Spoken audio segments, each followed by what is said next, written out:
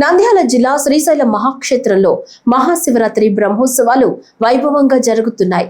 శ్రీ బ్రహ్మరాంబ సమేత మల్లికార్జున స్వామి అమ్మవార్లు 6వ రోజు పుష్ప పల్లకిలో భక్తులకు దర్శనమిచ్చారు. ఈ సందర్భంగా విద్యుత్ దీపాల కాంతుల నడుమ శ్రీశైల పురవీధులు శ్రీ స్వామి అమ్మవార్లకు గ్రామోత్సవాన్ని నిర్వహించారు.